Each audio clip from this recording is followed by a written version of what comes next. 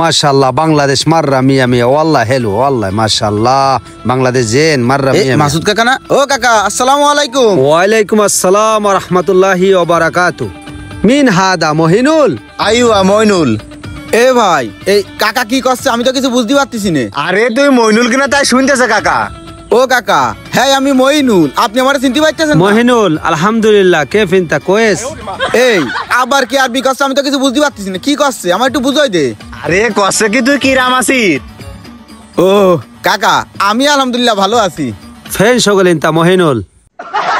এই ঘুরে ফিরে আরবি করছে, আমি তো আরবি বুঝি না ভাই, কি করছে? আরে তুই কোনে কাজ করতেলি? ওই মাঠে গেলাম, পটলের টাল আছে, তারপরে শস্য বই রয়েছে, তাই গেলাম ওই বুঝতে আসতেছে যে কাশি রয়েছে, ব্যাগ ও রয়েছে। মাঠে গিলো, মাঠে কাজ আইয়ো আনা মালুম ইনতা সকল মাজরা। ও সকল মাজরা। ইয়া মহিনুল ফি ফায়দা সকল মাজরা মা ফি ফায়দা ইনতা রসোদিয়া আইয়ে মাকান। এ আলামিন কাকা তো আরবি ছাড়া কথাই করছে না, কি কইলো এবার? আরে শোন কষ্ট কি এই মাঠে কাজ করে কোনো লাভ আছে? বিদেশ জাতি করছে তোরে। ও এই কথা কয়েছে? ও কাকা করছি কি আমার তো সেরকম টাকা পয়সাও নেই আর পরিচিত লোকও নেই, তাহলে আপনি আমারে নিয়ে যাবেন? এস কালাম হওয়া মহিনুল আমি বিদেশের লোক নিই নে, বিদেশের লোক নিলি বদনাম হয়, পিছনে অনেকে গালি দেয়। ভালো কাজ না দিতে পারলি, ভালো রাখতে না পারলি আমারই বদনাম হবে। এই কাকা যে বাংলায় কথা করছে, কাকা নাকি বাংলা পারে না? আরে কাকা 30 বছর বিদেশ ছিল, ওই আরবি কতি কতি বাংলা আর এখন আসে না।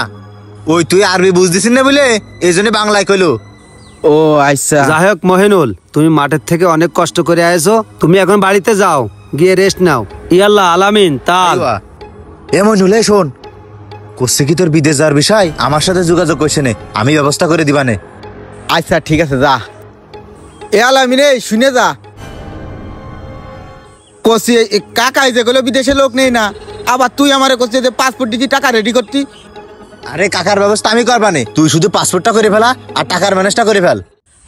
আচ্ছা ঠিক আছে, তাহলে তোর সাথে কথা কব না কাকার সাথে? আরে কাকার সাথে কথা কওয়া লাগবে না নে, শুধু আমার সাথে কথা কলি হবে নে। আচ্ছা ঠিক আছে, তুই পাসপোর্টটা রেডি করে আমার খবর দিছে নে। আচ্ছা ইজি ইজি, তাহলে তোরা যা কলাম ব্যবস্থা করে ফেল। ও ভাই পাসপোর্ট দিলাম, টাকাও দিলাম, এখনো পর্যন্ত কোনো খবরই দিলেন না। ঢাকায় তো গেলাম না, মেডিকেল করার জন্য ঢাকায় তো যাওয়া লাগে। এই তো ভাই এই জন্য আমার তাড়াহুড়ো লোক পছন্দ না, তোরে কলাম 2 দিন দেরি কর। আর ওদিকে সার্ভারের সমস্যা বলে ভিসাটা পাস আসছে না, সার্ভার ঠিক হয়ে যাক তোর বিষয়টা সবার আগে হবে। এই যে আমার মোবাইল দেখতেছিস নে, এই মোবাইলে সব খবর আসে। ও ভাই পাসপোর্ট দিলাম তো 7-8 মাস হয়ে গেল, এখনো তো কোনো খবরই দিচ্ছেন না, নাকি আমি মাসুদ ভাইয়ের সাথে কথা বলবো? মাসুদ কাকার সাথে কোনো কথা করার দরকার নেই। শোন আমি সকালবেলা ওর সাথে কথা কইছি, ভিসা যদি আসে তোরটা সবার আগে আসবে, অতি শীঘ্রই তোর ভিসাটা আমি এনে দেওয়ার ব্যবস্থা করবানে। ওই নতি ও ভাই ঠিক আছে। আসসালামু আলাইকুম। ওয়ালাইকুম আসসালাম। এই তাহলে তুই এখন যা, তোর বিষয়টা আমি দেখবানে, যা ভাই একটু তাড়াতাড়ি দেখেন। আচ্ছা কমনুল কি হয়েছে? এই যে ভাই টাকার কথা বললেন, টাকা নিয়ে আইছি। তুই তো খুব ফাস্ট দেখতেছি, তুই গত সপ্তাহে পাসপোর্ট দিয়ে দিলি, আবার টাকা চালাম টাকা দিলি আজকে। শোন তোর কাজটা আগে করবো। হ্যাঁ ভাই ওই বিদেশে জীবনে একটু ভালো কিছু করব, এই জন্যই তো বিদেশ যাওয়ার জন্য আপনার কাছে টাকা দিচ্ছি, তাই যত তাড়াতাড়ি পারেন আমার দিকটা একটু দেখেন ভাই। আরে তোর দিকটা আগে দেখবো, তুই মাত্র 2 মাস ওয়েট কর, 2 মাস পরে দেখবি তুই মরুভূমির বালিতে উঠ নিয়ে খেলা করে বেড়াচ্ছিস। যাক ভাই তাই যেন হয়, তাহলে যা করার একটু তাড়াতাড়ি করেন। আচ্ছা ঠিক আছে, তাহলে তুই এখন যা। আচ্ছা ভাই গেলাম। এই তো আমি যা মনে মনে কল্পনা করে রাখেছি তাই হচ্ছে, শেষমেশ আমার প্ল্যানটা কাজে লেগেছে। হাইরে টাকা, এই টাকার জন্য তো আমার এত কিছু করা। যাই এবার বাকি কাজগুলো সেরে ফেলি। এই তোরা দুজন কি পাগল? এই জগতে তোগের মতো আর বলদ আছে? আরে ভাই আমি কি বুঝতে পারছি নাকি?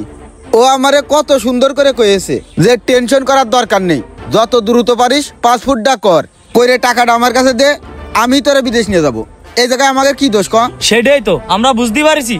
আরে ভাই ও তো আমারও একই কথা কয়েছে, আমার গইলির গরু বিক্রি করে দিছি, আমার মার কানে সোনা বিক্রি করে দিছি, সবকিছু বিক্রি করে 3 লাখ টাকা দিছি ওর কাছে। এখন তো ও উধাও হয়ে গেছে, আমি কি করবো ভাই? এখন আমি তো আর বাড়ি টিকতে পারতেছি না। আরে ভাই আর আমি কি করেছি জানিস? আমি তো আমার বাড়ির জমি বিক্রি করে দিছি। ও আমারে কত মিষ্টি মিষ্টি কথা কয়েছে, কয়েছে কি যে ভাই তুই টাকা দে, যত দ্রুত পারি তোরে আমি নিয়ে যাব। ওর কথা বিশ্বাস করে এখন আমার এই অবস্থা, এখন ওর মোবাইল নাম্বারও বন্ধ, ওর বাড়ি কোন জায়গায় তাও জানি না। এই জন্যই তো কইছি আমাদের এই গ্রামে তোকে দুজনের মতো বলদান নেই। আরে মাসুদ ভাই যদি বিদেশের লোক নেই তা তোরা জানতিস নে? মাসুদ ভাই তো তোকে বাড়ির পাশের লোক। আজ পর্যন্ত শুনেছিস যে মাসুদ ভাই বিদেশে যাওয়ার কথা কয়ে কারো কাছ থেকে একটা টাকা নেছে? এখন এই জায়গা এই সমস্ত কথাবার্তা কয়ে কোনো লাভ নেই। তোরা দুজনেই আমার সাথে মাসুদ ভাইয়ের কাজ চল, মাসুদ ভাই যে কোনো একটা সমাধান দেবে নে। আচ্ছা রানা চল। আচ্ছা চল। সবকিছুই তো শুনলাম, তবে ভুলটা তোমরা দুজনেই করেছো। তোমরা আমার গ্রামের ছেলে, আমারই প্রতিবেশী। তোমরা যে বিদেশে যাওয়ার জন্য আলামিনের কাছে টাকা দেছো, আমাকে কি একবারও জিজ্ঞেস করেছো? আলামিন হচ্ছে দরিদ্র পরিবারে অসহায় একটি ছেলে। ওকে আমি জায়গা দিছি, কিন্তু ও যে এভাবে আমার নাম ভাঙিয়ে মানুষের ক্ষতি করবে, টাকা আত্মসাৎ করে পালিয়ে যাবে, এটা আমি ভাবতেও পারিনি। তবে একটা কথা বলি শোনো, প্রবাসীরা কখনো কারো টাকা মেরে খায় না। প্রবাসীরা দিনরাত পরিশ্রম করেই অর্থ উপার্জন করে। কিছু অসৎ প্রবাসীদের জন্য আমাদের মতো প্রবাসীদের বদনাম হয়। একজন সৎ প্রবাসী সবসময় চায় দেশের মঙ্গল হোক। তোমরা যে ভুলটা করেছো, এই ভুলটা যেন আর অন্য কেউ না করে, আমি সেটাই চাই। আসলে কাকা আমরা বুঝতে পারিনি, আমরা না বুঝেই বড় একটা ভুল করে ফেলাইছি। ও আমাদের মেলা লোভ দেখাইছে, কয়েছে কি বিদেশ যাওয়ার পরে যে তোকের গাড়ি হবে, তোকের বাড়ি হবে, তোরা অল্প দিনই বড় লোক হয়ে যাবি। ওই লোভে পড়ে আমরা দুজন ওর কাছে টাকা দিছি। আমরা বুঝতে পারিনি ভাই যে ও আমাদের সাথে এরকম একটা কাজ করবে।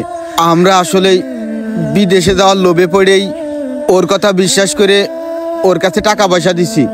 ও ভাই আমরা তো একটা ভুল করেই ফেলাইছি, আপনি আমাদের টাকাটা ফিরিয়ে নিয়ে আসার একটা ব্যবস্থা করে দেন। আমরা গরিব মানুষ, না হলে আমাদের মেলা বড় একটা ক্ষতি হয়ে যাবে। মইনুল, যা হবার তো হয়েই গেছে, মন খারাপ করো না। তোমাদের একটা ক্ষতি হয়েই গেছে, আমি তোমাদের সেই ক্ষতিপূরণটা দিয়ে দিচ্ছি। তবে একটা কথা বলি শোনো, প্রবাসে যাওয়ার জন্য এভাবে টাকা দেওয়ার আগে অবশ্যই যাচাই বাছাই করে তারপরে টাকা দিবা। আপনি ঠিক করেছেন কাকা, কেউ যেন যাচাই বাছাই না করে আমাদের মতো এরকম ভুল না করে। প্রবাসীরা কখনোই দেশের সহজ সরল মানুষকে মিথ্যা প্রলোভন দেখিয়ে টাকা আত্মসাৎ করে না। কিছু অসাধু মানুষ প্রবাসীদেরকে সাইনবোর্ড হিসেবে ব্যবহার করে এভাবেই গ্রামের মানুষকে ঠকিয়ে আসছে। তাই প্রবাসে যাওয়ার আগে অবশ্যই জেনে বুঝে যাচাই করে তারপরেই অর্থ লেনদেন করবেন। পেজটি ফলো করে ভিডিওটা শেয়ার করে দিবেন। ধন্যবাদ।